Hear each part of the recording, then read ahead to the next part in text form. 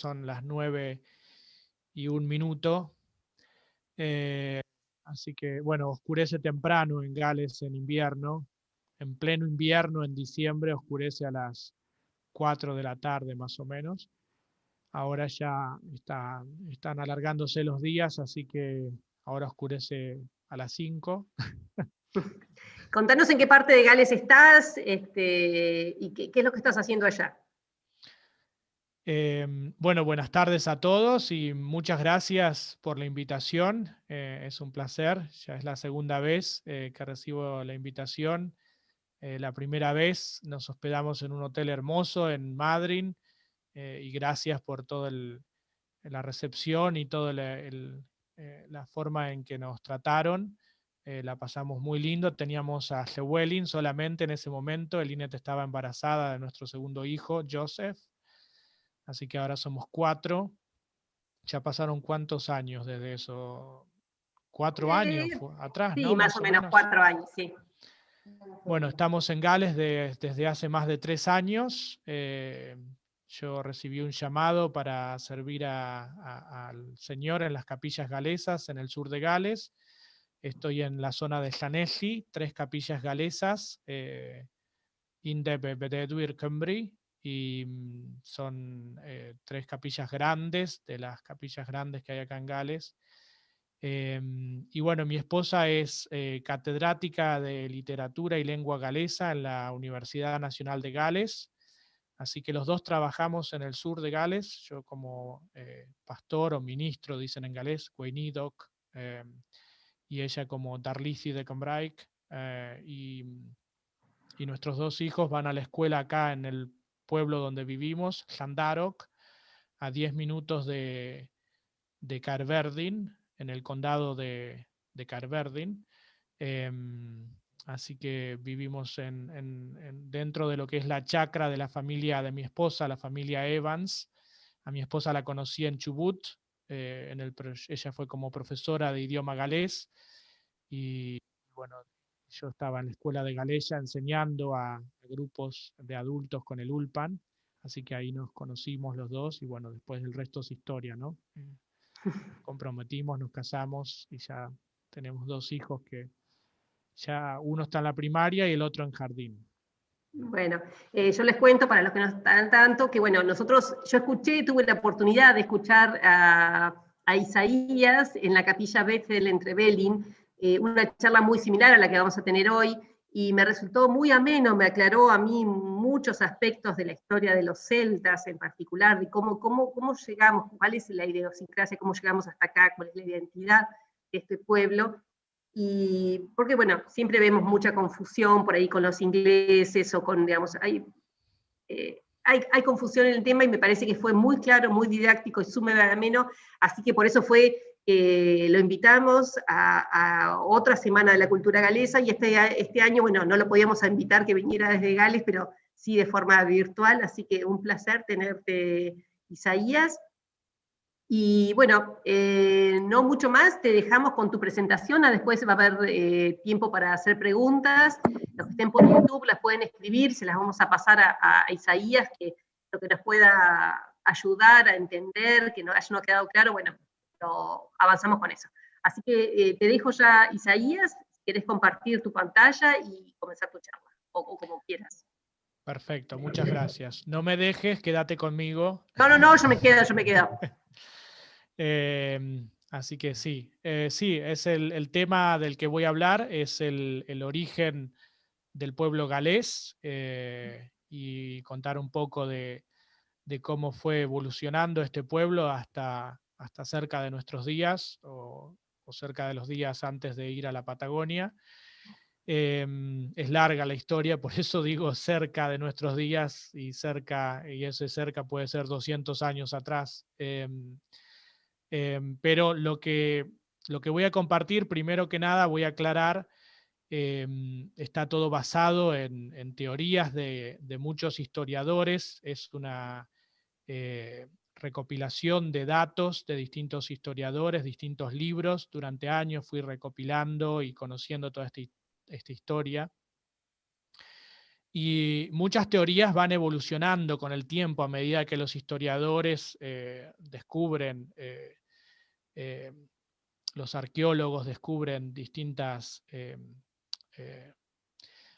datos en el pasado. Por ahí algunas cosas cambian, pero en general todo lo que tengo son las teorías más populares, las más aceptadas y más reconocidas de la historia. Bueno, en primer lugar, voy a ir leyendo algunas porciones de un artículo que escribí para el diario El Chubut, para el sesquicentenario de la llegada del Mimosa a la Patagonia, y después voy a ir explicando. La mayoría de los países de Europa descienden de alguna de las 5 ramas principales de las ancestrales tribus indoeuropeas, provenientes, según una teoría, del Valle del Indo, en la India. Se trata de los antiguos griegos, latinos, germánicos, eslavos y celtas.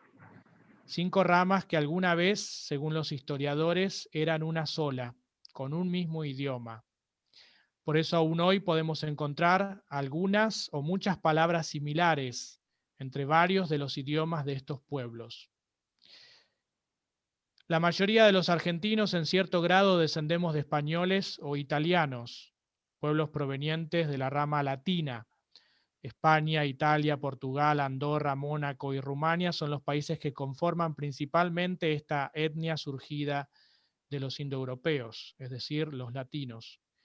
Y así es que somos llamados, en nuestra fusión con los pueblos originarios de América, latinoamericanos. En todo lo que es Latinoamérica, el nombre latinoamericano proviene en primer lugar de los pueblos descendientes, mayormente de españoles y portugueses, y también italianos en la región de Argentina, por ejemplo, y Uruguay. Y en la combinación de estos pueblos con los pueblos originarios de Sudamérica, por eso latinoamericanos. Estos pueblos que en algún momento fueron un mismo pueblo, el pueblo indoeuropeo, la teoría esta de que compartían un mismo idioma surge de la similitud en tantas palabras que hay en los pueblos descendientes de las distintas ramas indoeuropeas. Una de las palabras más comunes y similar en todos los idiomas es la palabra que se usa para negar. Si bien no es la misma en todos los idiomas, en casi todos los idiomas indoeuropeos, si no en todos, la forma de negar siempre empieza con la letra N. Nage, niente, no, no, y así en las distintas ramas descendientes de los pueblos indoeuropeos. Otra palabra que dicen que se encuentra, que es muy similar en las distintas ramas indoeuropeas, es la palabra para decir oso. Si bien no es igual, en muchas ramas es muy parecida. Y bueno, y así podemos encontrar un montón de otras palabras que habría que investigar y hacer una gran lista de las que coinciden más en las distintas ramas descendientes de estos pueblos.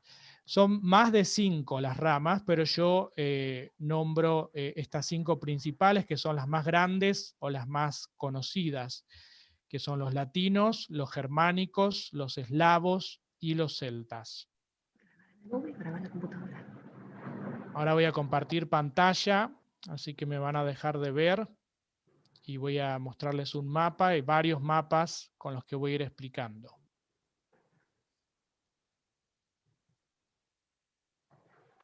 Ahí se ve el mapa de Europa. Silvina, ¿vos lo ves? Sí, perfecto, se ve clarísimo.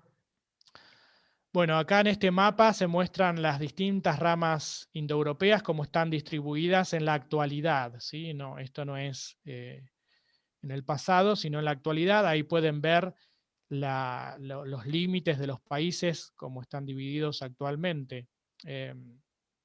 Y los distintos colores son las distintas ramas indoeuropeas a las que pertenecen los ancestros de estos países.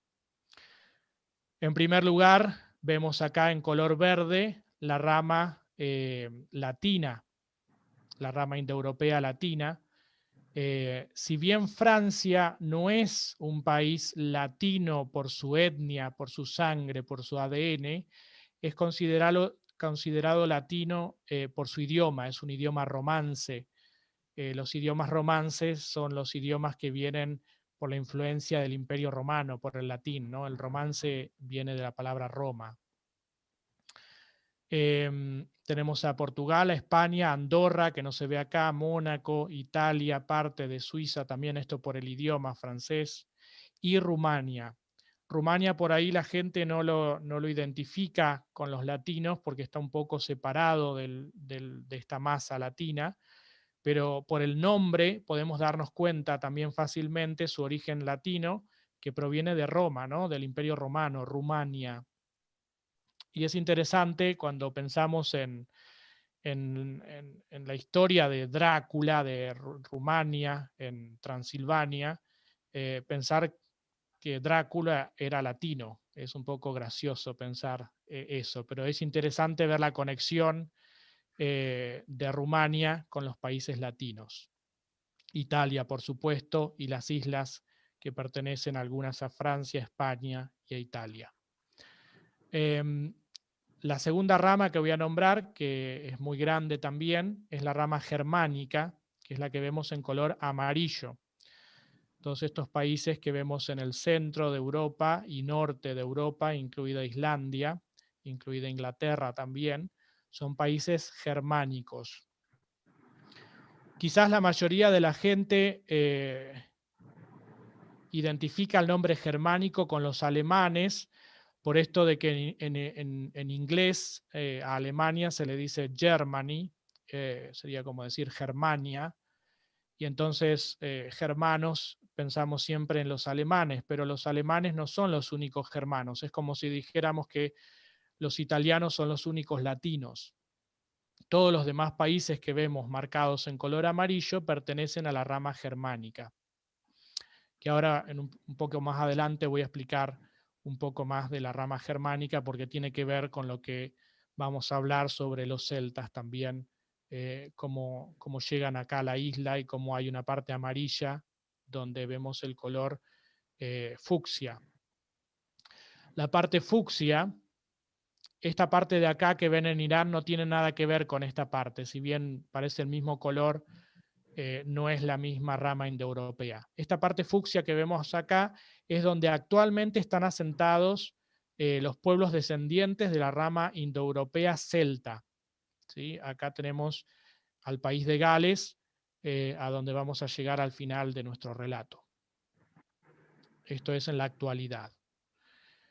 La rama de color marrón, anaranjado, esa parte que ven en el oriente de Europa, en la parte oriental de Europa, se ve la flecha acá, ¿no? Que estoy marcando, Silvina, la ves a la flecha, ¿no? Sí.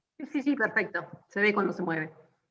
Toda esta región es la región de los eslavos. Incluso llega hasta esta parte más al sur. Todos estos países son eslavos. En Argentina hay muchos descendientes de eslavos. Tenemos las comunidades de polacos, ucranianos, rusos, que son todos descendientes de la rama indoeuropea eslava.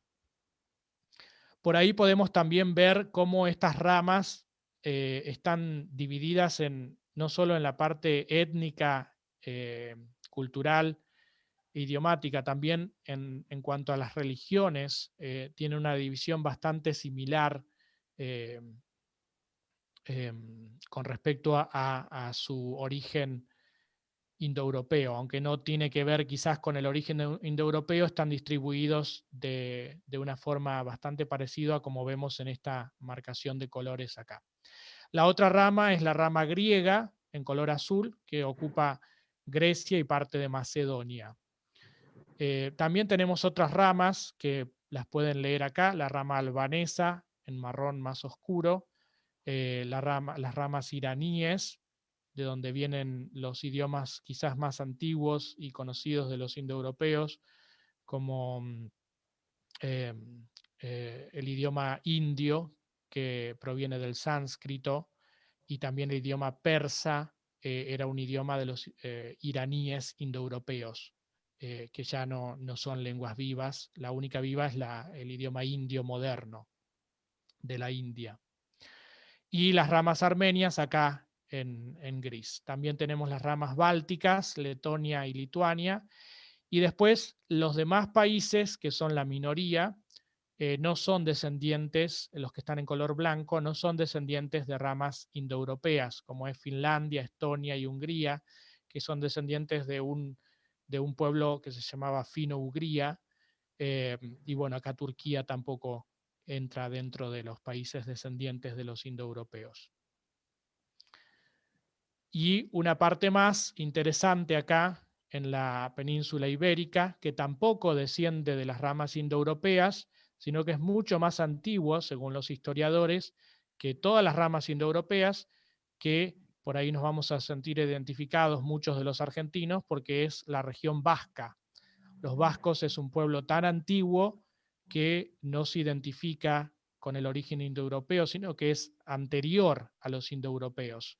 Y por eso se dice que el idioma euskera, el idioma de Euskadi, del País Vasco, es el idioma más antiguo de Europa. El idioma más antiguo, sí, por ahí lo van a saber muchos, de los indoeuropeos, el idioma más antiguo vivo hoy de los indoeuropeos es el idioma galés. Pero más antiguo que el galés es el idioma vasco, porque es anterior a los indoeuropeos. ¿Vos, Silvina, querés hacer alguna pregunta con esta parte o quedó claro? Súper claro, y para mí clarísimo.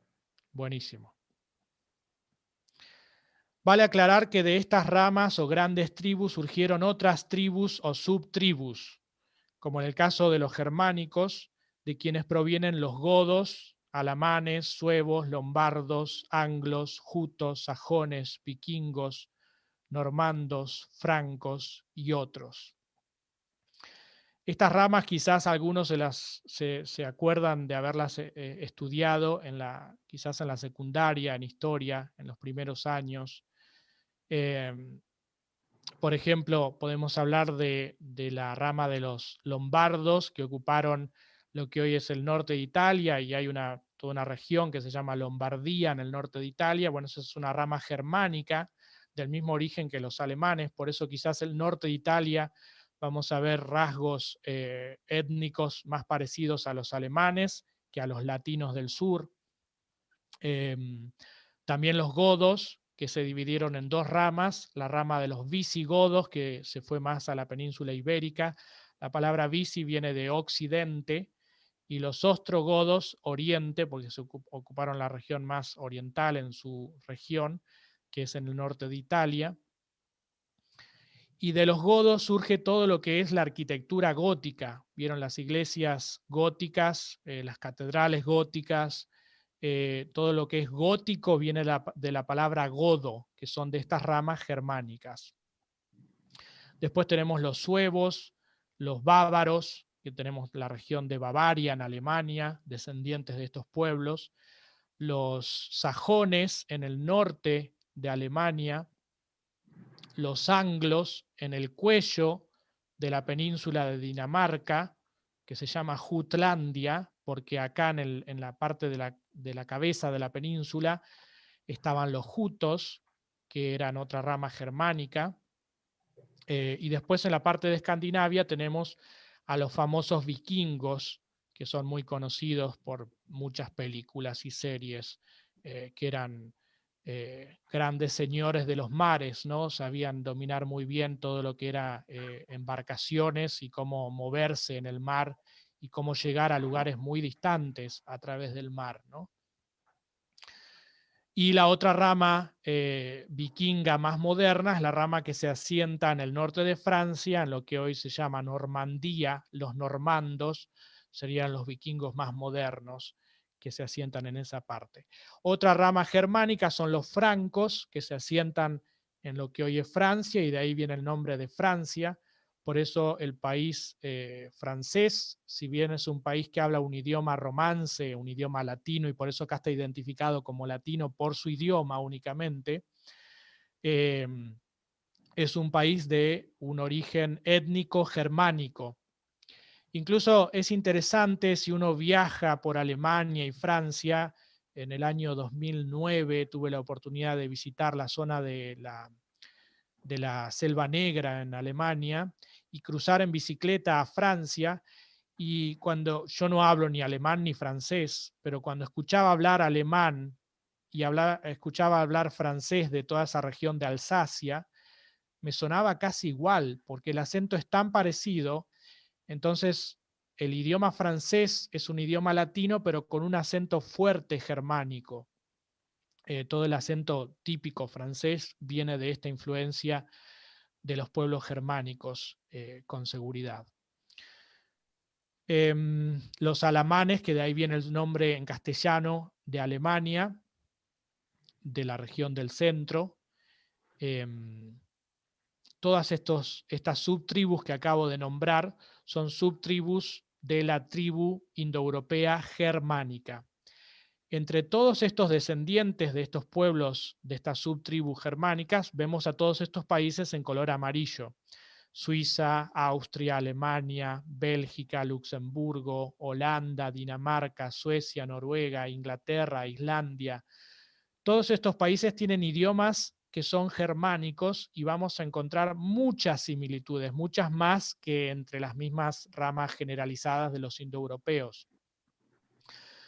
Por ejemplo, una cosa común, welcome en inglés, en alemán es willkommen, no sé si lo pronuncio exactamente como es, pero así hay muchas palabras parecidas. Si ustedes viajan en estas regiones, van a ver en los escritos de los carteles y los lugares, en el idioma. Bueno, tuve la oportunidad de estar en Holanda y en Suecia, y toda la cartelería y todo lo escrito, se encuentran muchas palabras que son parecidas al inglés porque tienen el mismo origen germánico.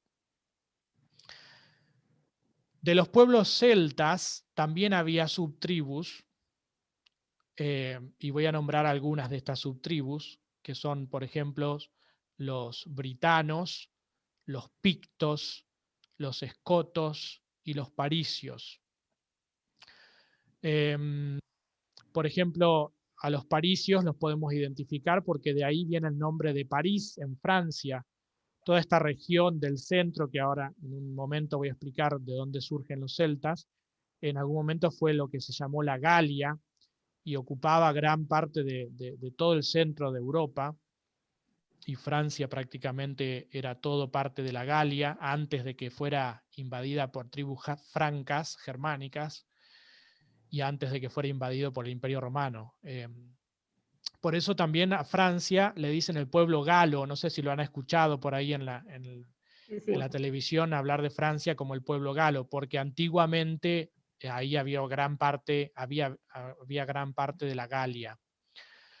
También las historietas famosas de Asterix y Obelix, los galos famosos de historietas, vienen del país de Francia, recordando a lo que fue alguna vez esa región de la Galia que ocupaba hasta el país de lo que hoy es Francia.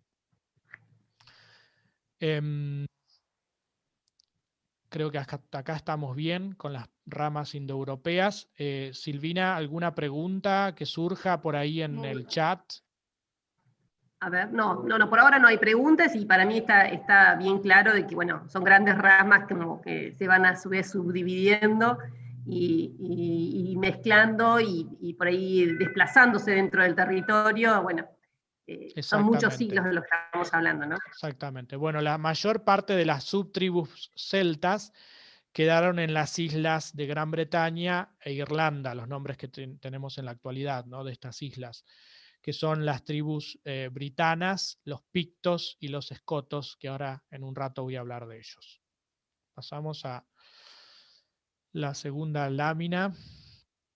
Acá tenemos la distribución de los pueblos celtas. Los pueblos celtas, esta rama de las ramas indoeuropeas que acabo de mencionar, ocupaba el centro de Europa. La parte amarilla es la parte original del pueblo celta. Fíjense, según los historiadores, ¿no?, la mayoría coinciden en que esta fue toda la región original de los pueblos celtas, que es el territorio central Hallstatt, en el siglo VI antes de Cristo. Quizás antes de esto también, entre el siglo IX y V antes de Cristo, toda esta región. Es muy difícil saber con exactitud las fechas, porque estamos hablando de muchos siglos atrás, miles de años atrás, más de 2000 años atrás. Esta región es la región que ocupaba la rama indoeuropea celta. Se dice que la rama indoeuropea celta en realidad no era una misma etnia, no era una misma genética, sino que eran distintas tribus indoeuropeas que ocupaban una misma región y compartían una misma cultura. Por eso acá ya viene una parte interesante de la que siempre se habla en Chubut. Yo me acuerdo escuchar muchos galeses hablar de tener algún ancestro que tenía el pelo morocho, el pelo oscuro, y decir mi abuela tenía el pelo negro. Bueno, estas tribus que compartían una misma región y una misma cultura eran distintas tribus celtas, y habían tribus que eran por ahí más parecidos a los germánicos en cuanto a color de pelo y tez, pelirrojos y rubios, y otras tribus en las que eran más morochos, hablando del pelo, ¿no? Pelo más oscuro, y quizás un poco la tez también más oscura. Incluso se ven galeses hoy en día acá también, que son 100% galeses y que se hacen quizás el estudio de ADN y les da también un gran porcentaje, que es muy interesante todo ese tema del ADN también, que tienen el pelo oscuro y la tez un poco más oscura que el blanco común que se ve acá, que es muy blanco, ¿no? Bueno, algo interesante, muchos años después de esto que estamos hablando, cuando Julio César domina gran parte de la Galia y domina varias tribus de los celtas, los romanos tenían identificados a los celtas con sus características más blancas, ¿no? Como rubios y pelirrojos. Pero cuando conquistaban una tribu que era más oscura, más morochos, dicen, y lo pueden leer y buscar y googlearlo para que no vean para que no piensen que es una tomada de pelos, dicen que los romanos, antes de llevarlos como botín de guerra y hacerlos desfilar por las calles de Roma, más que nada en la época de Julio César, estamos hablando del siglo I antes de Cristo, más o menos, dicen que los teñían antes de hacerlos desfilar por las calles de Roma para que no parezca una farsa, ¿no? Que habían conquistado cualquier otro pueblo que no era celta. Los teñían de rubios para que la gente romana realmente los tome como celtas. Pero en realidad eran celtas, nada más que había distintos grupos étnicos dentro de la misma región indoeuropea celta. Siempre me llamó la atención este dato histórico. Esta región se empieza a expandir y vemos su máxima expansión desde el siglo V al siglo III antes de Cristo, que es la parte verde clara. Ahí pueden ver cómo en su máxima expansión el pueblo celta llega hasta todas estas regiones verde claro.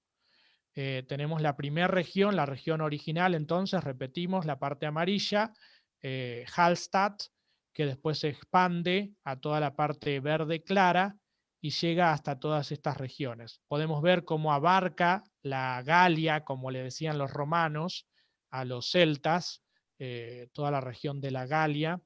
Los romanos veían a la Galia en dos partes. Desde Roma, por supuesto, el mundo era visto desde Roma.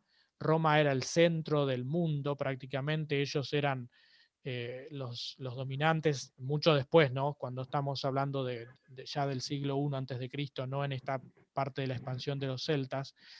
Cuando los romanos los identificaban a la Galia como la Galia transalpina, la Galia que estaba del otro lado de los Alpes, toda esta región, y la Galia cisalpina, la Galia que estaba de este lado de los Alpes, vista desde Roma siempre, ¿no?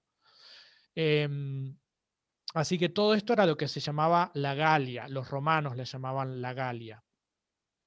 Esta es su máxima expansión, ven acá cómo ocupa casi todo lo que hoy es Francia, y algunos celtas se van a lo que hoy es Turquía, y ahí se asientan en esta región verde clara, que estoy señalando con la flecha, y es la zona que se llama Galacia. Y es interesante para los que han leído la Biblia que hay una carta escrita por el apóstol Pablo a los Gálatas en la Biblia, y es justamente a los celtas de esta región de Turquía, de Galacia.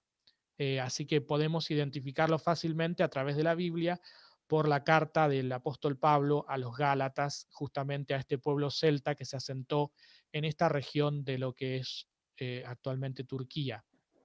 Todavía hoy en día se llama Galacia esa región.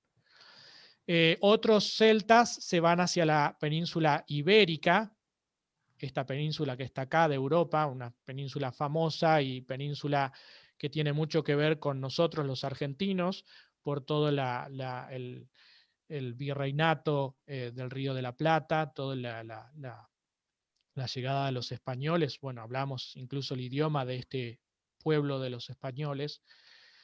Y la península ibérica es de donde provienen los españoles y los portugueses.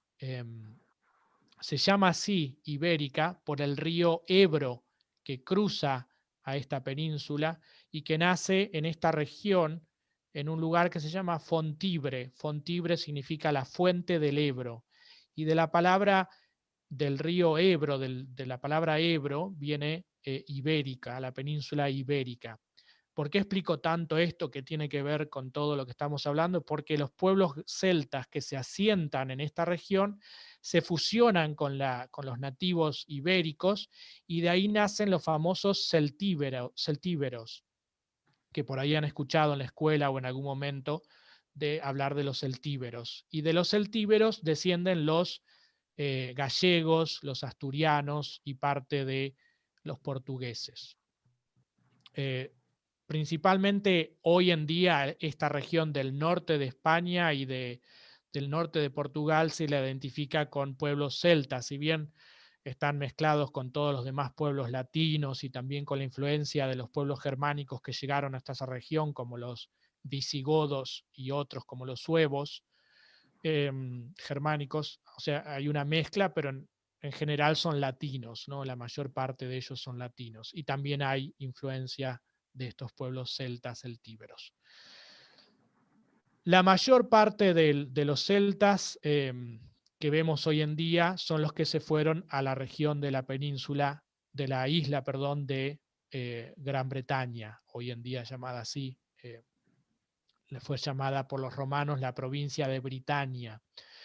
Así que hasta acá llegan los celtas en su máxima expansión por Europa. La tribu indoeuropea celta, o los galos, como eran llamados por los romanos, y de ahí que vienen todos los nombres estos, ¿no?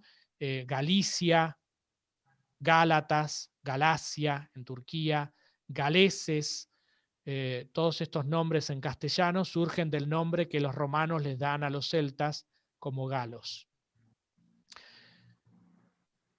Después acá tenemos en la parte verde oscura las naciones celtas que retuvieron las lenguas celtas en la Edad Moderna, que más adelante vamos a hablar de los países que siguen hablando una lengua celta hoy en día.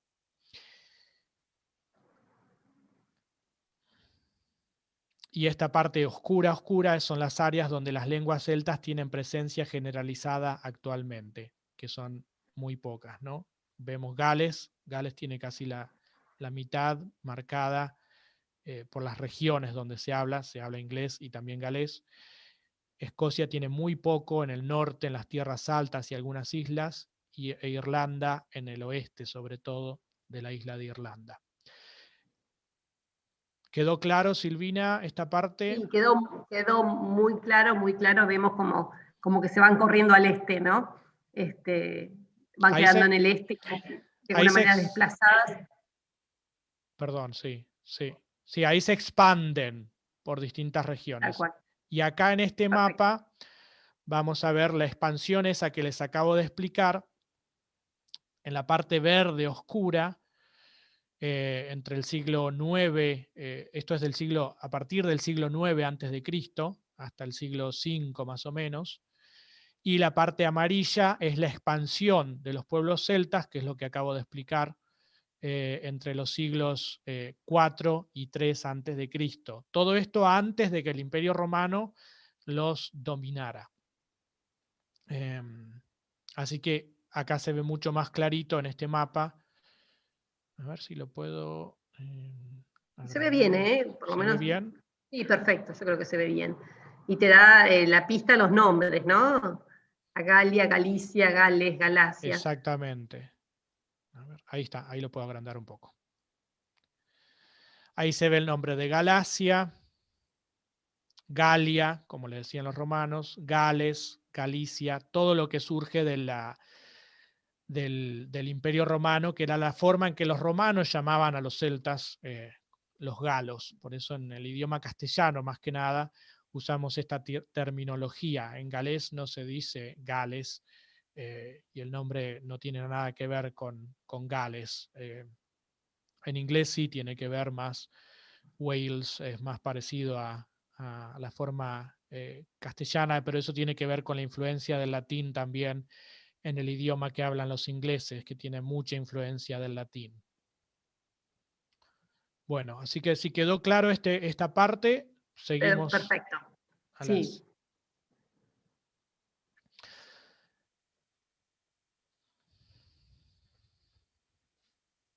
Perfecto. Bueno, los galos finalmente son invadidos en primer lugar. A ver, voy a volver un poquito acá a esta. Los celtas son invadidos entonces en el siglo I antes de Cristo por Julio César, que fue el famoso conquistador de los pueblos galos. Así es como hace también gran parte de su poder y del imperio, y agranda al Imperio Romano, su gran fama. Y Julio César, por ahí podemos verlo como un gran enemigo de los celtas, pero él fue el que escribió mucho de las características de los celtas que nos quedaron hasta hoy en día. Así que gracias a los escritos de Julio César y de la gente que él tenía para escribir todo esto, es que tenemos tantos datos de esa época de las características del pueblo celta, de los galos. El Imperio Romano entonces logra dominar gran parte de la Galia, por eso las Galias quedan como parte del Imperio Romano, y es famoso ver en películas hablar de los romanos yendo a las Galias, a la provincia de la Galia o a las provincias de las Galias, que fueron dominadas por el Imperio Romano. El Imperio Romano logra dominar incluso hasta lo que hoy es el límite entre Inglaterra y Escocia, esta línea que se ve acá más o menos, y ahí construyen un muro que se llama el Muro de Adriano, que fue construido porque no podían dominar a las tribus celtas del norte, que eran muy fieros en guerra, los pictos y los escotos y algunos britanos de esa región, que no los pudieron dominar. Entonces ahí construyen un muro, el Muro de Adriano, que todavía está el muro. Es muy interesante conocer esta región, y si uno viaja en avión a Escocia, se puede ver, yo creo que lo vi, si no me equivoco, fue lo que yo vi, una línea que se ve, que son las ruinas que quedan todavía del Muro de Adriano. Muy interesante ver hasta dónde llegaba el límite del gran imperio romano, que fue uno de los imperios más poderosos en la historia del mundo. El Imperio Romano logra invadir hasta esa parte y dominar al pueblo galo en su totalidad prácticamente. Pero cuando el Imperio Romano empieza a caer, el pueblo celta empieza a ser invadido también por el pueblo germánico, que ahora también voy a hablar un poco más de eso. Cuando Julio César invade la Galia, como eran distintas tribus en una misma región, cada tribu tenía su propio cacique o rey, y no estaban unidos en poderío en una nación, sino que eran cada uno su tribu con su propio cacique, con su propio rey. Uno de los reyes más famosos, que es el que costó dominar, pero que al final terminó conquistando y dominando, y al final lo terminó llevando como trofeo de guerra a Roma, eh, Julio César, es Vercingétorix, que fue muy famoso y que lo vemos también en las historietas de Asterix y Obelix. Vercingétorix lo que hizo es, logró unificar a las tribus celtas eh, en un grupo grande para luchar contra Roma. Pero Roma, Julio César tuvo una estrategia que fue construir toda una muralla alrededor de estas tribus que se habían unificado en una región por acá más o menos, en la parte más de Francia. Construye toda una muralla alrededor, increíble lo que hicieron, para dominar al pueblo celta y dominar a Vercingétorix. Una muralla que no era de piedras, era de troncos, ¿no? Como hacían las murallas en esa época el Imperio Romano. Y alrededor de esa muralla estaba todas las legiones de Julio César, los soldados romanos, construyen otra muralla más rodeando a la muralla que estaba interna. O sea que las legiones romanas quedaron entre las dos murallas, la interior y la exterior, para protegerse de las tribus celtas que venían a atacar desde afuera y a los que habían quedado encerrados adentro de la muralla junto con el rey famoso celta Vercingétorix. Al final el Imperio Romano los logra dominar con toda esa estrategia de Julio César y los llevan a este último rey galo, podríamos decir, famoso, que es para recordarlo, lo llevan a Roma como trofeo de guerra y al final lo terminan matando eh, y terminan dominando toda la Galia de los pueblos celtas, menos la región, las regiones estas a donde no habían podido llegar y por eso construyen el muro de Adriano.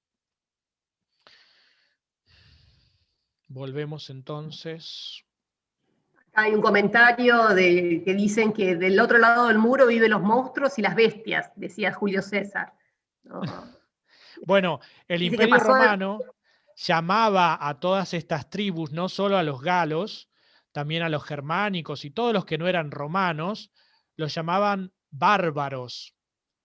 Una teoría es que en el idioma de algunos de estos pueblos germánicos mayormente, escuchaban mucho la palabra bar, y de ahí viene la palabra bárbaro, pero no, eso es una teoría nada más, no es nada que podamos afirmar.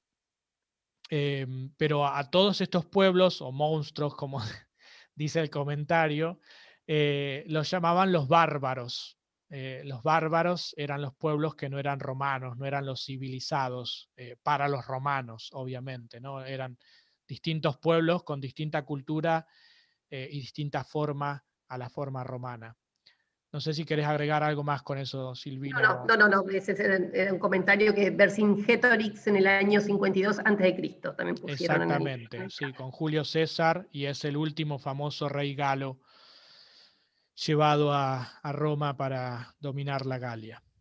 Bueno, el Imperio Romano llega en el año 50 más o menos antes de Cristo, justamente hasta toda la isla de Britania. Esta es la isla de Britania. A esta isla la llamaban Hibernia, con H y B larga, Hibernia. Y también la llamaron Scotia los romanos, a la isla de Irlanda, no a Escocia, a la isla de Irlanda. Ahora voy a explicar por qué. En estas islas estaban asentados la mayoría de los pueblos celtas que quedaron de alguna forma más libres. Estos quedaron dominados por el Imperio Romano también. Pero en estas islas estaban tres tribus muy importantes, las tribus de las que hoy descienden los pueblos celtas que mantienen su lengua en la actualidad, que son la tribu de los britanos, la tribu de los pictos y de los escotos. Los escotos ocupaban toda esta región de la isla de Ibernia o Scotia, justamente, de ahí viene el nombre que le daban los romanos a Irlanda, Scotia, por los escotos, y donde actualmente está Escocia, y justamente podemos entender por qué se llama Escocia, por el nombre de esta tribu celta de los scotos, o escotos en castellano. Scots en inglés, los escotos en castellano. Y en esta región donde está Escocia también estaban los pictos. El pueblo picto de pictórico, de pintura, viene la palabra, porque se pintaban el cuerpo, la cara, el cuerpo, que es interesante ver en la película de William Wallace, la película que hizo Mel Gibson, Corazón Valiente, que muchos en Argentina la han visto a la película, a muchos les gusta la película, tiene que ver con también por ahí con la conquista de los ingleses y un pueblo tratando de ser libre de esta conquista de los ingleses, que es el pueblo de Escocia, que si bien la película tiene mucho de Hollywood, ¿no? Y de cosas que no tienen por ahí certeza histórica, muestra características de los pueblos celtas. Y una es la característica esta de pintarse la cara de azul. No sé si se acuerdan los que vieron la película de que se pintan la cara. Sí, los críticos critican, y estoy de acuerdo, en que ya en esa época, en la época de William Wallace, estamos hablando del siglo XIII, ya no se pintaban, ya no eran las tribus celtas de las que estamos hablando ahora en este contexto. Por eso es una crítica, es algo que fue hecho más para hacer una película más dramática, ¿no? Más estilo Hollywood. Pero sí, en la antigüedad, la tribu esta de los pictos se pintaban y como en la película vemos, usan el color azul, y el color este azul es el que se usa para la bandera de Escocia. La bandera de Escocia es una bandera color azul, un azul más oscuro que el de la bandera de Argentina, con una cruz tipo X, color blanca, que después más al final del relato voy a explicar lo de las banderas. O sea que tenemos acá las tribus de los pictos, escotos, en toda esta región del norte de las dos islas, la isla de Ibernia o Scotia o Irlanda, como se llama en la actualidad, estaba ocupada por escotos, y el norte de la isla de Gran Bretaña estaba ocupada por pictos y escotos. El resto de la isla, color gris que vemos acá, y el color verde y verde oscuro, que esto es por algo que que tiene que ver con la distribución de los idiomas y de los pueblos en la actualidad. Pero esta región, lo que hoy ocupa Inglaterra, Gales y Cornualles, en toda esta región estaba la tribu más grande, que es la tribu de los britanos, que de esa tribu celta de los britanos viene el nombre de Gran Bretaña. Esto lo aclaro y lo explico ahora para que vean de dónde surge el nombre de británicos, ¿sí? El nombre de los británicos viene de la tribu celta, no viene de los ingleses, viene de la tribu celta originaria de la isla, que son los britanos. El Imperio Romano estuvo durante 5 siglos dominando gran parte de las islas hasta el muro de Adriano. Desde el siglo V aproximadamente antes de Cristo, perdón, desde el año 50, siglo I, aproximadamente año 50 antes de Cristo, hasta el año 450 después de Cristo, que es a partir de la fecha, alrededor de esa fecha es cuando empieza la decadencia del gran imperio romano que conocemos de los primeros siglos después de Cristo. En el año 450 empieza la caída del Imperio Romano por las invasiones de los pueblos germánicos. Voy a volver un poquito a este mapa, o a este si quieren. No, mejor este, va a ser más fácil. Toda esta región, bueno, todo esto que era el Imperio Romano abarcaba hasta parte de Asia Menor, norte de África, se acuerdan seguramente de historia de la escuela, y toda esta región no podían dominar, no llegaron hasta dominar a esta parte de los germánicos, pero sí hasta acá, y gran parte de las islas. Cuando el imperio empieza a caer, el imperio romano en el año 450 después de Cristo, siglo V después de Cristo, empieza a caer principalmente por las invasiones, bueno, también por las malas políticas, por la corrupción. Si estudiaron historia de Roma van a ver lo dramático y catastrófico que era todo el tema de los emperadores y del Senado, y cómo se mataban entre ellos.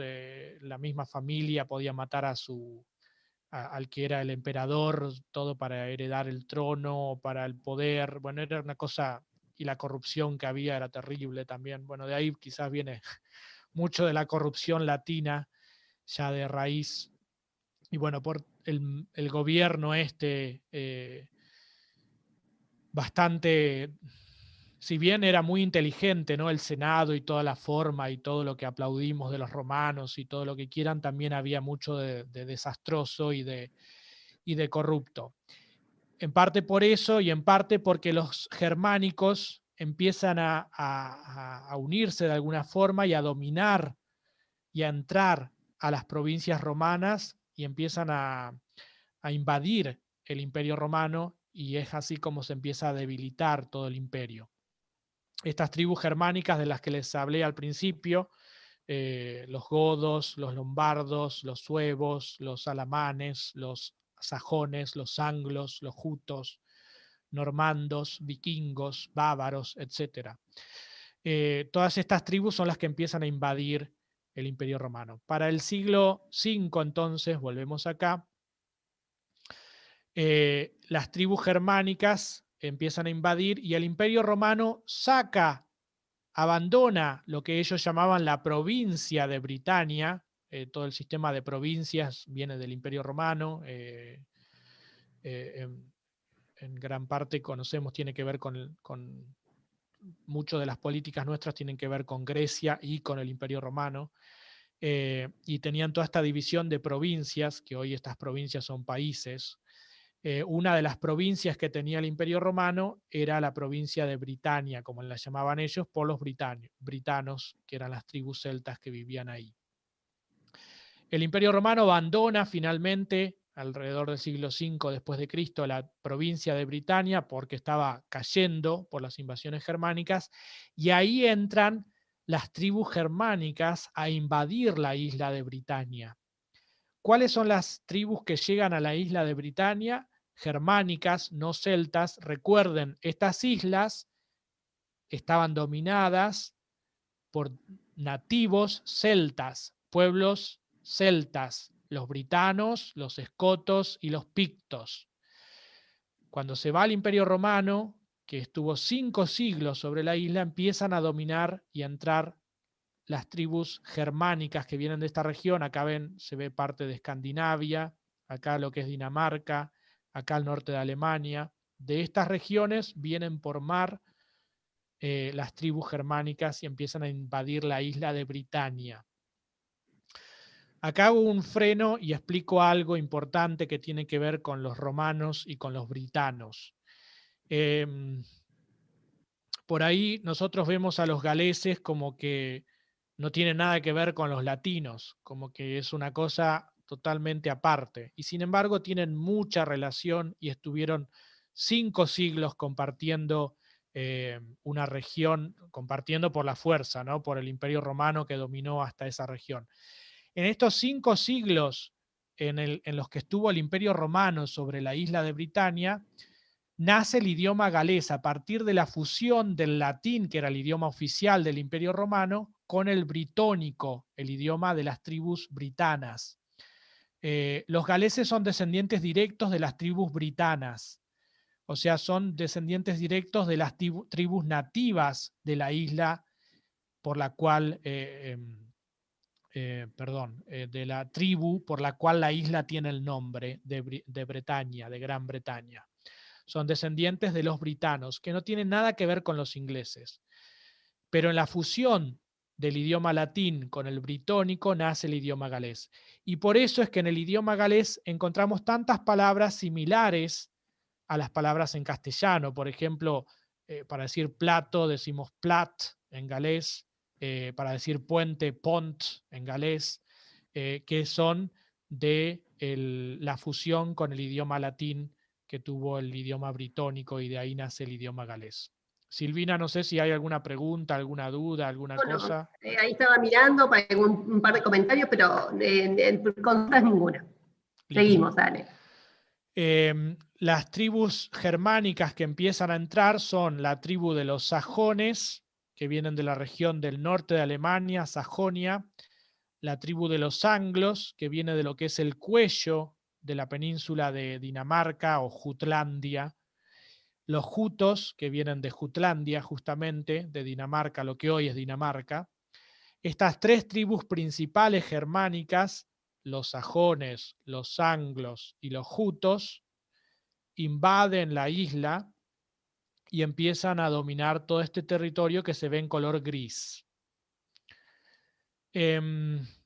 Para el siglo VI después de Cristo, a partir del año 500, Gales ya era identificado como una nación. Si bien tenía muchos principados o señoríos feudales, era una nación con una lengua, con sus diferencias, sus dialectos, pero una misma lengua y una nación. Una de las primeras naciones que se ven como nación con una identidad, ¿no?, y un idioma en Europa. Ahí es cuando empiezan también a asentarse todos estos pueblos anglosajones en toda esta región. Llegan a formarse alrededor de 7 reinos o feudos o señoríos feudales en toda esta región gris. Y a partir de esos 7 reinos surge lo que se llama la heptarquía anglosajona. La palabra heptarquía viene de 7 reinos. La heptarquía anglosajona son los 7 reinos de las tribus germánicas que invadieron a los britanos. Y de ahí surge en el año 900, aproximadamente alrededor del año 900 después de Cristo, surge Inglaterra, la tierra de los anglos. Ingla viene de anglo, terra de tierra. En inglés, England, que significa lo mismo, ¿no? La tierra de los anglos. Por ahí en el idioma galés podemos ver cómo también cuando hablan de un inglés, le dicen, en galés se le dice sajón al inglés, porque es un sais. Sais es un inglés, o el idioma inglés es seisneg, que viene de los sajones, de la palabra sajón, ¿no?, de los que invadieron de estas tribus germánicas. Nosotros usamos más la palabra relacionada con los anglos, inglés. Pero es interesante ver de dónde surgen todas estas palabras. Bueno, ahí podemos ver claramente cómo, si bien hoy en día los ingleses se apropiaron del nombre de británico, de Bretaña, hoy decimos algo británico y lo identificamos con los ingleses, en realidad el nombre de Gran Bretaña, el nombre británico, britónico, viene de las antiguas tribus galesas, de la cual surgen los galeses, de las tribus celtas, y no tiene nada que ver con los ingleses. Hoy los ingleses dominan la isla, y desde esa época, ¿no?, ya en el siglo X después de Cristo, a partir del año 900 empiezan a dominar todo, y después obviamente el nombre se toma mucho después, ya con el Imperio Británico, más que nada la Reina Victoria, toda esa época, el nombre británico se identifica con los ingleses, no con las tribus originarias, nativas, celtas, de las que surgen los galeses. ¿Se entiende, Silvina? ¿Va claro todo? Sí, perfecto, perfecto, perfecto. Bueno, a ver. En la actualidad podemos ver estas regiones como Escocia, Inglaterra, Gales, Irlanda del Norte e Irlanda del Sur, o la República de Irlanda.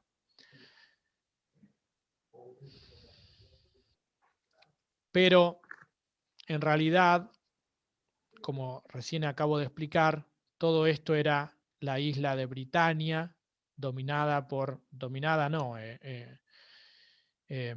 poblada por nativos britanos, celtas, pictos y escotos.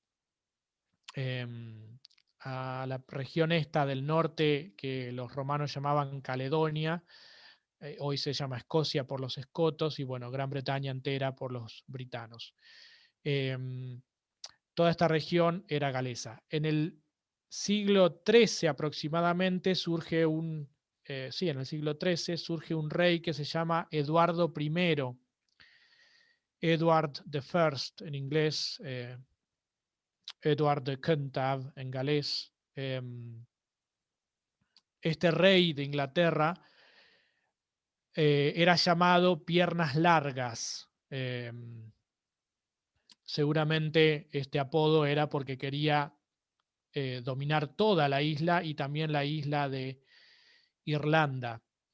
Este rey, Eduardo I, es el que se ve justamente, y voy a nombrar quizás varias veces la película esta de Corazón Valiente, justamente esta película, Corazón Valiente, la película de la historia de William Wallace, en esta película dirigida por Mel Gibson, ¿no?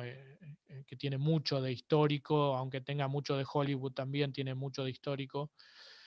Esta película está basada en la historia que sucedió en el siglo XIII, justamente con el rey Eduardo I de Inglaterra. Eduardo I hace tratos con distintos nobles de las distintas regiones celtas, la región de la parte de Gales y la región de Escocia, pagando a los nobles con títulos o con tierras, los convencía, y de ahí tenemos ya en esa época algunos que, como decimos hoy, mal y pronto se panquequeaban o se dejaban coimear y traicionaban a su propio pueblo.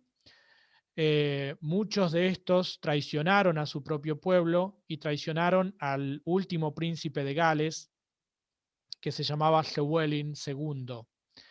Llywelyn es asesinado por los soldados del rey Eduardo I de Inglaterra en el sur de Gales, en un lugar que se llama Kilmary, en el año 1282. Su hija, su única heredera, Gwenllian, es llevada por los soldados ingleses al este de Inglaterra, creo que en la zona de Wessex. Fue encerrada en un monasterio.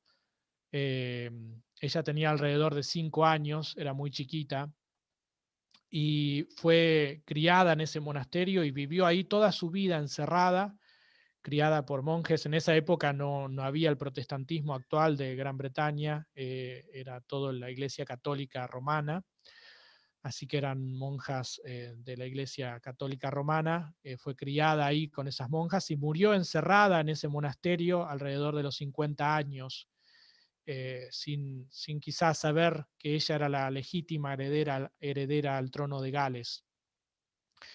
En su lugar, el rey Eduardo I de Inglaterra pone a su hijo Eduardo II. Eduardo nació en el norte de Gales porque justo su esposa, la esposa de Eduardo I, estaba con la corte del rey en el castillo de Carnarvon. El rey Eduardo I de Inglaterra había construido varios castillos sobre el norte, sobre todo en el norte de Gales, castillos que todavía están hoy en pie, que podemos ver en el norte de Gales, como el castillo de Carnarvon, que ahí es justamente donde nació su hijo, su primer hijo, Eduardo II, el castillo de Beaumaris, Conwy y varios castillos del norte de Gales son castillos construidos por Eduardo I de Inglaterra para dominar a los galeses.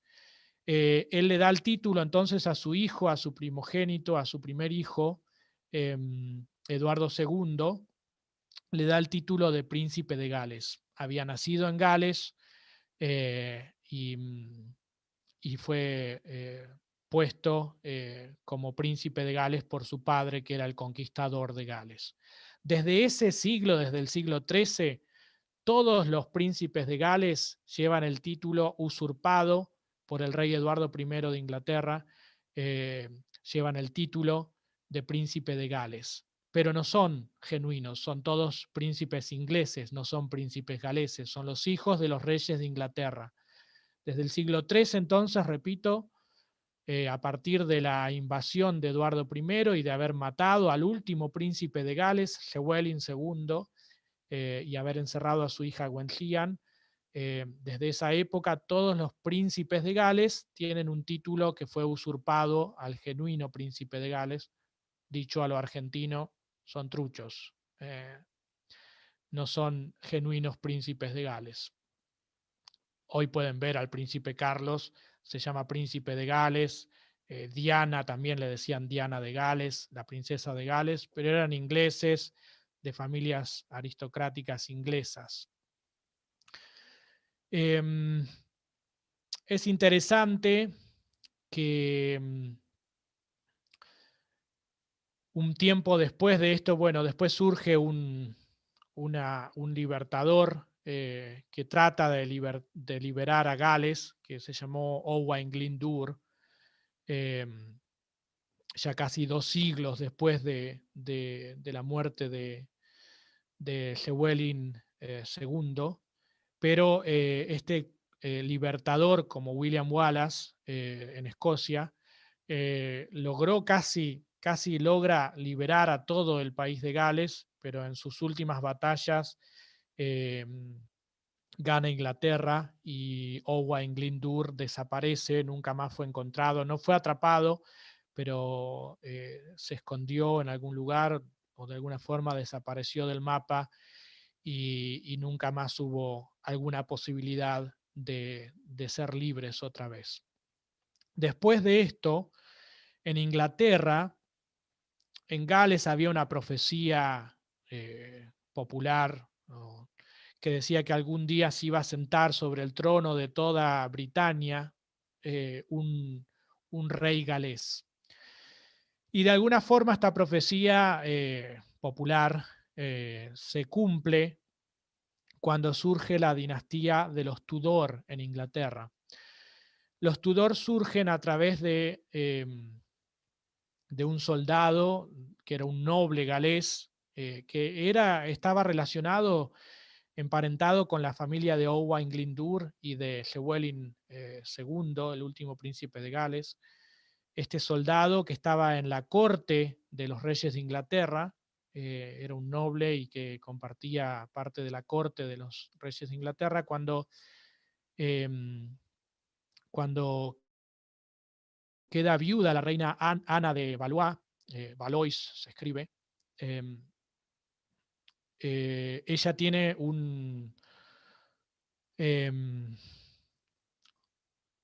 lo toma a este soldado como su amante y tienen un hijo que se llama Edmundo Tudor.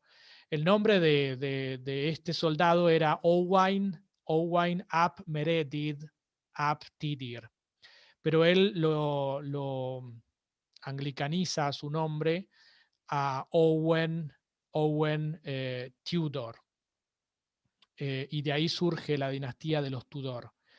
Este soldado galés entonces tiene un hijo ilegítimo con la reina de Inglaterra, la reina viuda, y después su hermano, el hijo legítimo de Ana de Valois, que fue reina de Inglaterra, llega al trono de Inglaterra y él reconoce a su medio hermano, que era ilegítimo, pero lo reconoce y le da un título como parte de la familia real.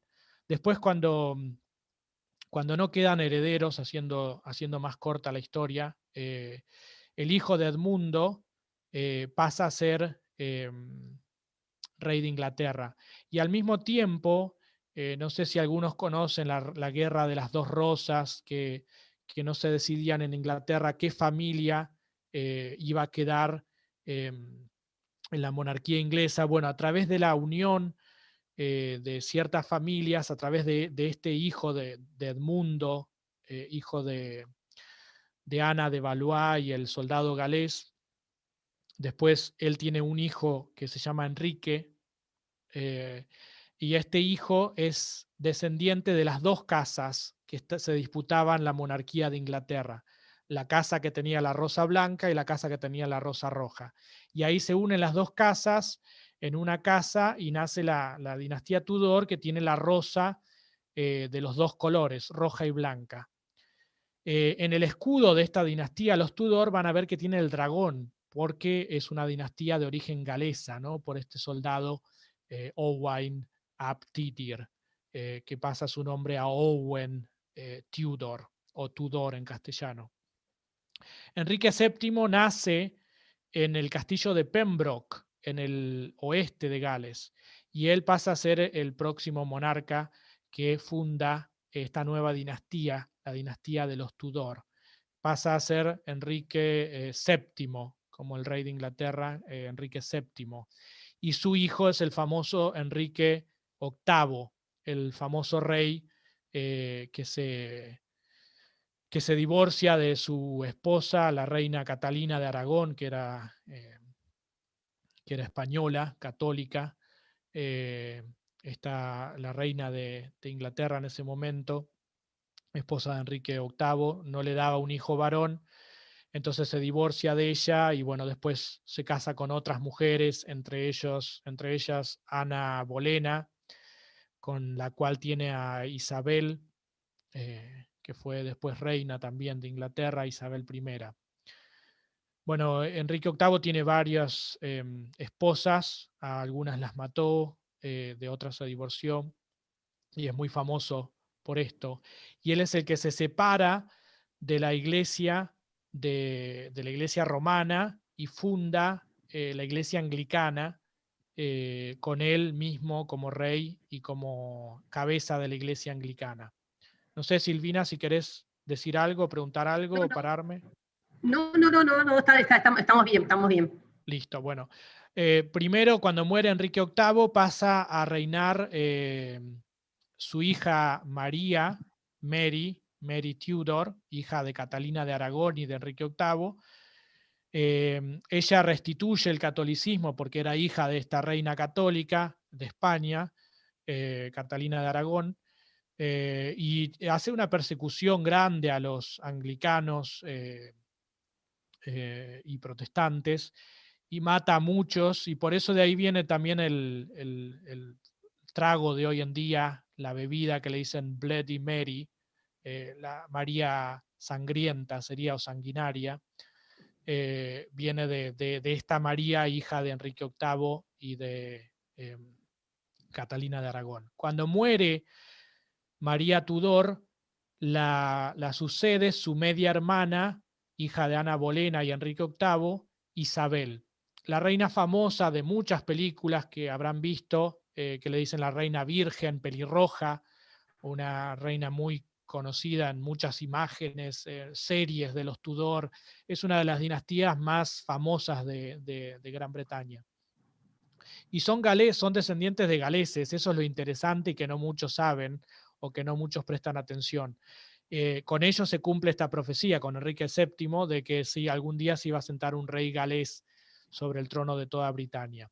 Obviamente que su cabeza era inglesa, ¿no? Ellos no se identificaban con los galeses.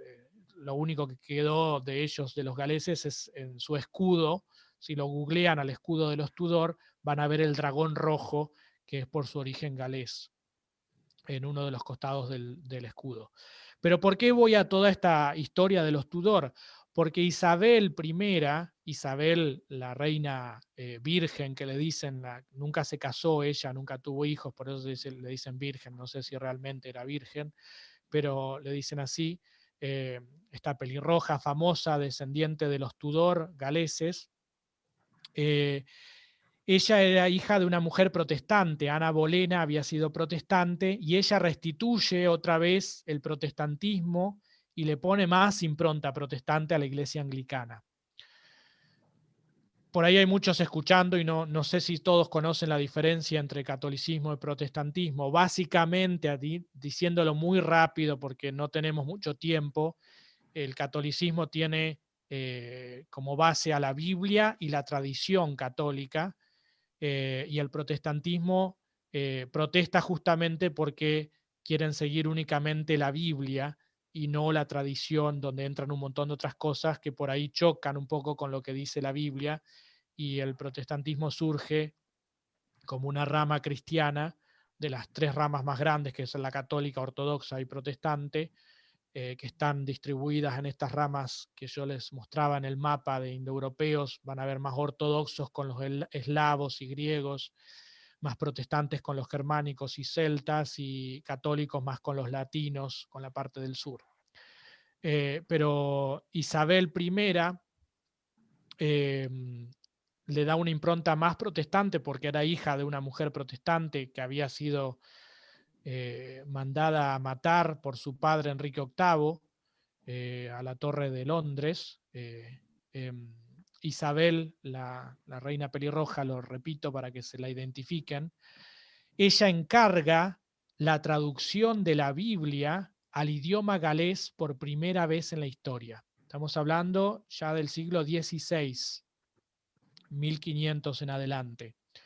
Ella encarga que se traduzca la Biblia al idioma de los galeses por primera vez. Y es entonces que se hace la traducción, las primeras traducciones al idioma galés, y a través de la Biblia, y gracias a esta mujer que también tuvo políticas no favorables para los galeses en la dinastía de los Tudores, que Gales quedó unificado con Inglaterra y era como que era parte de Inglaterra, o sea que hubo cosas muy negativas también de ellos, pero ella, gracias a ella, a su encargo, porque ella quería que los galeses tuvieran su Biblia y que pudieran seguir el protestantismo como ella quería, gracias a esto es que el idioma galés sigue vivo hoy. A través de la Biblia es que siguió vivo en las capillas donde se podía hablar, cuando se prohibió el idioma galés en las escuelas con el Welsh Not mucho después, y incluso en la Patagonia, ¿no? En las capillas fue uno de los lugares donde se conservó el idioma galés a través de la Biblia también.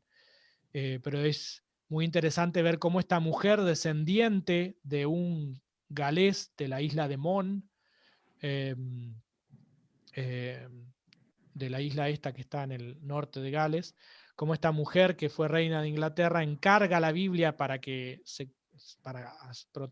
por hacer protestante a toda la región, a toda la isla, a toda la parte de Gran Bretaña, de Inglaterra y Gales. Escocia no estaba bajo su reino. Es interesante ver cómo gracias a ella el idioma se conservó hasta nuestros días. Más o menos tendremos unos 10 minutos más, Isaías, digo, Listo, termino ya. Perfecto. No me queda. No, está perfecto. A mí me encanta, yo te escucharía todo el día, pero. No, sí, igual. No, porque sigue una actividad acá en el salón. Bueno, espérame un segundo que. Así que el idioma siguió. Bueno, después el resto de la historia es historia que se escucha en Chubut muy comúnmente.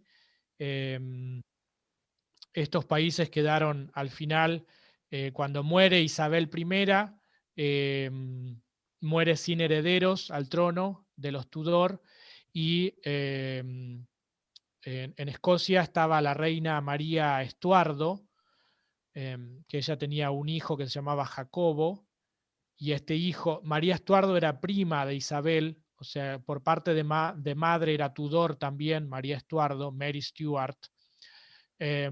Así que cuando Isabel I muere sin herederos, el hijo de María Estuardo, Jacobo, era descendiente también de los Tudor por parte materna, de su abuela materna.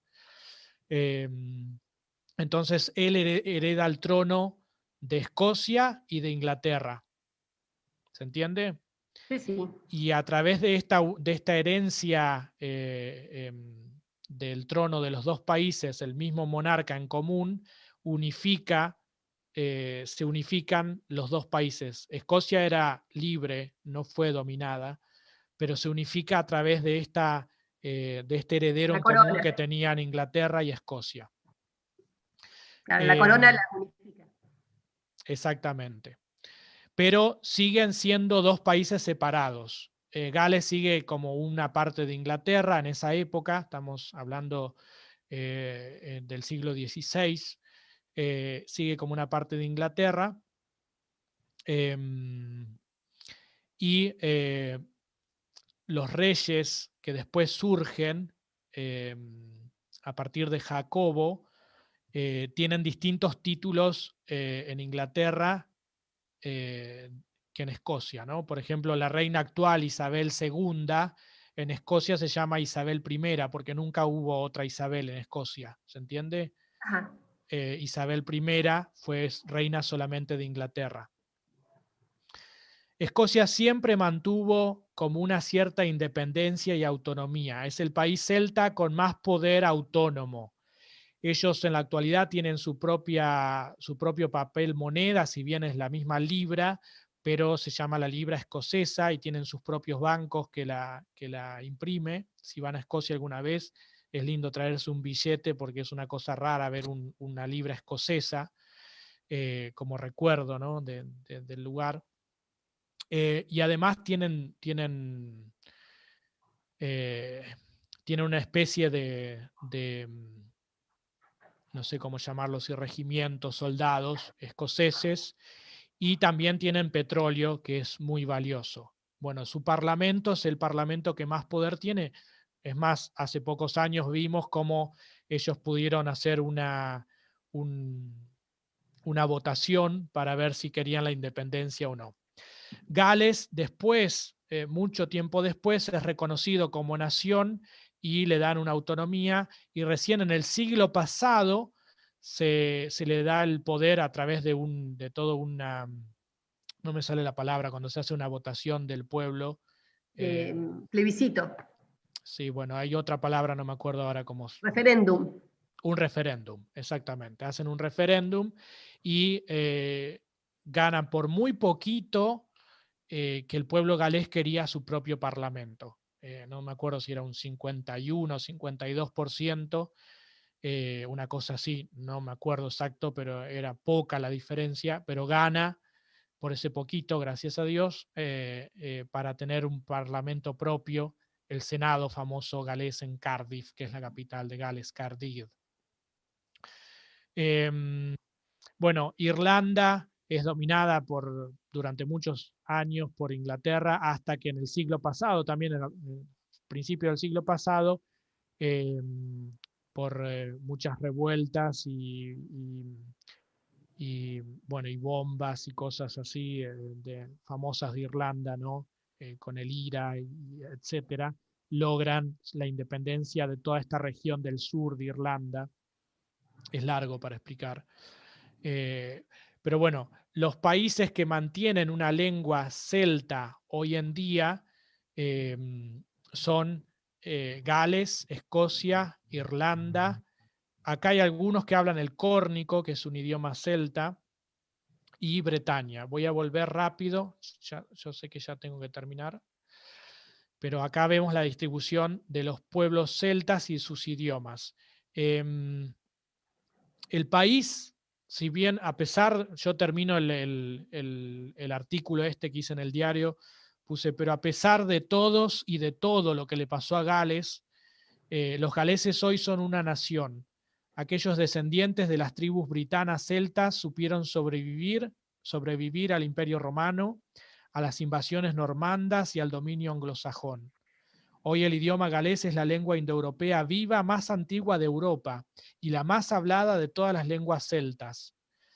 Las lenguas celtas son el gaélico escocés, que se habla menos de un 5% de la población, no sé si es 2%, no me acuerdo ahora, muy poco de la población de Escocia lo hablan, ven esa parte oscura, y algunas partes del norte de las tierras altas de Escocia siguen hablando el idioma nativo, que es el gaélico escocés, pero es mucho menos que en Gales.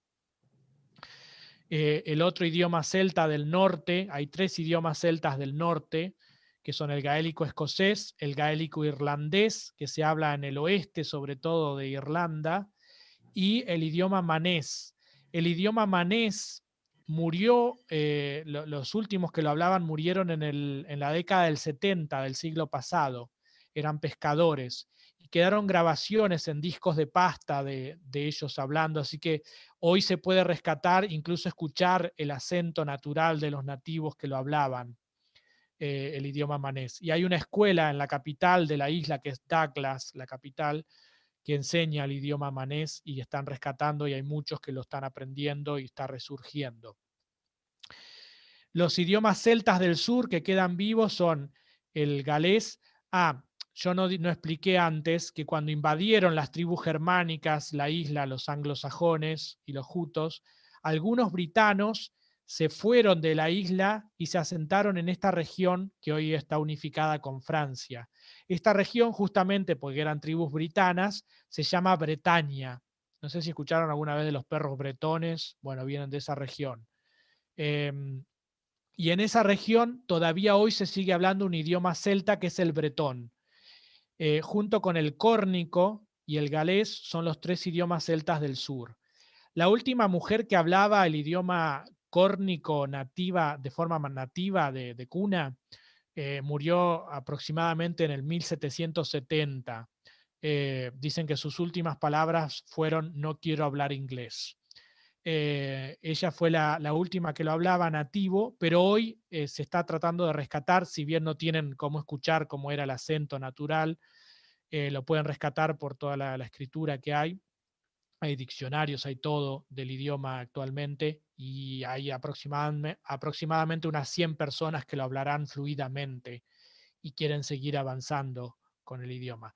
En Bretaña hay una población mucho más grande que habla el idioma nativo bretón, y hay escuelas bretonas. El gobierno francés no reconoce a las escuelas, la educación bretona en las escuelas públicas, así que las escuelas que hay son privadas, como en Chubut, las escuelas de galés.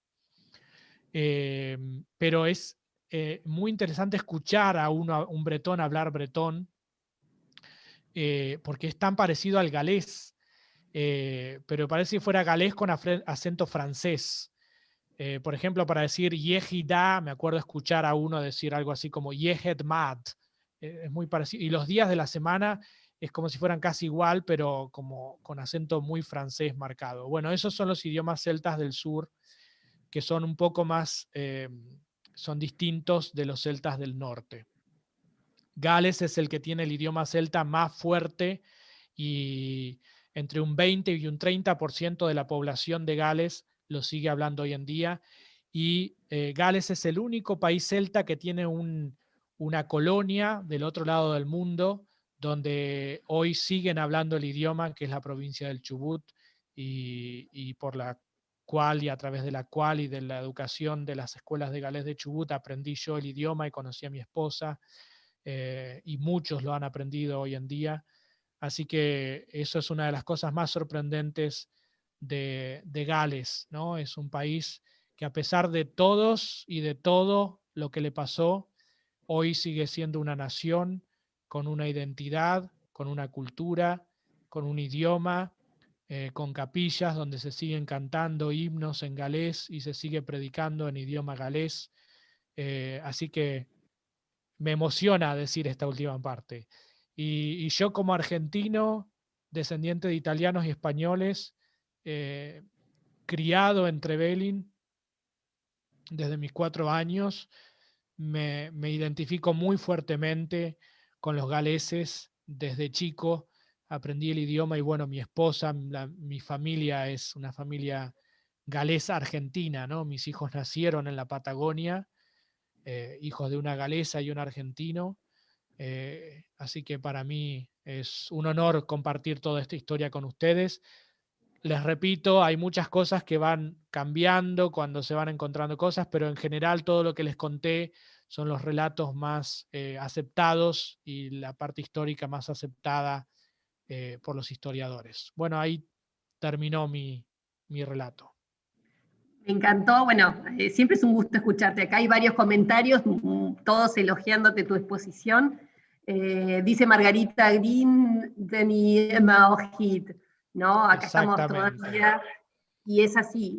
La verdad que nosotros, como descendientes de galeses, tenemos, y muchos, como el caso tuyo, que se han sentido identificados con la idiosincrasia o se han sentido incluidos en esta cultura, que apoyamos y que trabajamos desde el lugar que cada uno nos toca para seguir sosteniendo la cultura galesa en Patagonia. Así que no hay muchísimas más consultas, pero sí, muchísimas gracias de parte de todos, desde la Asociación Cultural Galesa de Puerto Madryn, que te hayas prestado, te hayas tomado tu tiempo. Yo sé que es tarde en Gales y que, bueno, que te ha dedicado a revisar todo este material. Revisar este material. Nos parecía muy, muy interesante para que la gente entienda cómo es esto, ¿no? ¿Por qué es el tema de los galeses y los ingleses? ¿Cómo llegamos a hoy en día? ¿Cuál es la raíz, lo que es tan diferente? Y bueno, poner en valor el idioma. Muchísimas gracias, Isaías. Tengo un minuto más, porque me quedó esto de las banderas, me olvidé lo de las banderas. Bueno, y tengo a mis hijos que ya están durmiendo. Mi hijo mayor se llama Llewellyn Owen, y el más chico Joseph Lewis. Bueno, así que no solo me siento adoptado por los galeses, sino que tengo hijos galeses y que hablan el idioma galés. Yo les hablo en castellano para que hablen también castellano, pero a la madre obviamente les habla en galés y ya van a escuela galesa, así que es gracioso escucharnos hablar acá en casa. Yo les hablo en castellano y me contestan en galés, pero bueno, eso es parte del ser de la provincia de Chubut, ¿no? De esa cultura única, mezcla única argentino-galesa, que a mí me encanta y a nosotros somos así, era una familia argentino-galesa. Bueno, hablando de esas fusiones, termino con esto de los mapas para que la gente para que entiendan y no mezclen todo el tema este de las banderas. Esta bandera que vemos acá, arriba de todo, es la bandera del Reino Unido, de Gran Bretaña e Irlanda del Norte. No es la bandera inglesa. Esta bandera fue hecha... ¿Cómo pareciera? ¿Cómo? Hola. Hola, Hola. Isaías. Sí, hola, hola. Hola. Hola, hola, hola.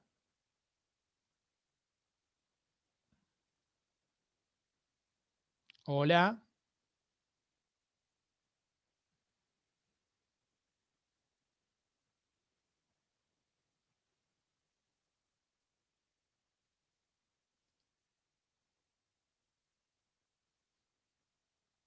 Hola, hola, hola.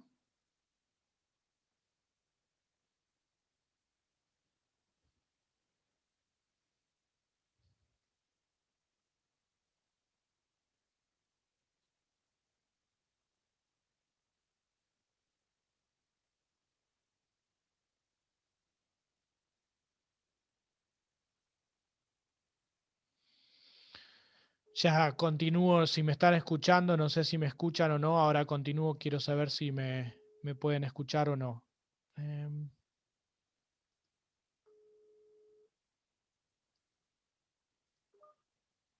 Hola, ¿me escuchan todavía o no? No, seguramente se ha cortado la transmisión acá. Algo está conectando ese. No toques la está conectando.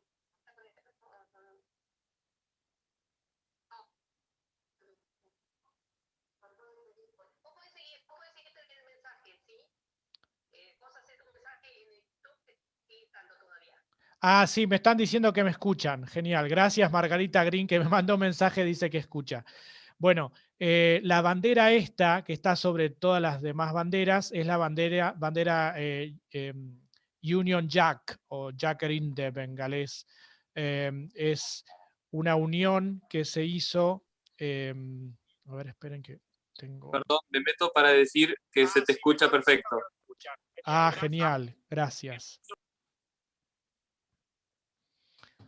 Gracias, Mike. Ay, esto. Me quedó la conexión con Silvina, perdón. A ver que lo corto. Listo. Bueno, esta bandera es la unificación de las tres banderas que ven acá abajo. Es la bandera de Escocia, azul con la cruz blanca, la bandera del norte de Irlanda, blanca con la cruz roja, y la bandera de Inglaterra. Esta es la bandera de Inglaterra, la blanca con la cruz roja. Todas las cruces significan el cristianismo, la cruz de Cristo. Son países cristianos y que llevan en su bandera la cruz de Cristo. Cada bandera de estos 3 países que les nombré, exceptuando Gales, son las banderas de los patronos de cada país. La bandera de Inglaterra es la bandera de su patrono, que es San Jorge. Seguramente podemos ver el color blanco por la santidad, el rojo por la sangre de Cristo. Lo mismo con la bandera de San Patricio, que es de Irlanda, esta de acá, lo mismo. Hay distintas versiones de por qué está de esta forma la cruz. No se sabe con exactitud, así que no voy a entrar en esos detalles. Y la bandera de Escocia es la bandera del patrono de Escocia, que es San Andrés. Se hizo esta unificación de las 3 banderas, Union Jack, para hacer la bandera de todo el Reino Unido, de Gran Bretaña e Irlanda del Norte, y en el momento que se hizo la unificación de las 3 banderas, Gales era como una parte de Inglaterra, entonces no fue unificado con las demás banderas de los países del Reino Unido, de Gran Bretaña e Irlanda del Norte. Así, fusionando estas 3 banderas, la de Inglaterra, la de Escocia y la de Irlanda del Norte, es que surge la bandera del Reino Unido, de Gran Bretaña e Irlanda del Norte. Gales no fue unificada y algunos o muchos galeses suspiran con alegría de no haber sido incluidos en ese momento en esa bandera. Ahora con el referéndum de Escocia estaban haciendo un proyecto de si Escocia llegara a salir del Reino Unido, cómo unificarían el resto de los países en una bandera. Pero bueno, esas son todas cosas que no se puede asegurar nada porque no es nada seguro. Quizás ahora con el Brexit, con la salida del Reino Unido, de Gran Bretaña e Irlanda del Norte de la Comunidad Europea, Escocia vuelva a hacer un referéndum porque ellos sí querían estar en la Comunidad Europea y quizás se independicen, no sabemos, ya lo veremos y lo podremos contar dentro de varios años más. Bueno, quería terminar con eso nada más para aclararlo. Me voy a fijar a ver si Silvina me avisa que se escuchó todo y si puedo terminar. Listo, entonces cierro de esta forma y como dije, a pesar de todos y de todo, Ergüeiza, Pau, Bafopez, los galeses siguen como una nación con un idioma que sigue creciendo y lo más hermoso para mí es que del otro lado del mundo, en la provincia del Chubut, también sigue creciendo el idioma galés y la cultura galesa y los descendientes de galeses y los demás, como yo, que nos unimos y el que quiere puede unirse a esta hermosa epopeya de los galeses. Así que muchas gracias por escuchar, gracias por la paciencia y mil disculpas por los imperfectos técnicos. Un abrazo grande a todos. Espero estar pronto de vuelta de visita por aquellas tierras nuestras. Un abrazo enorme.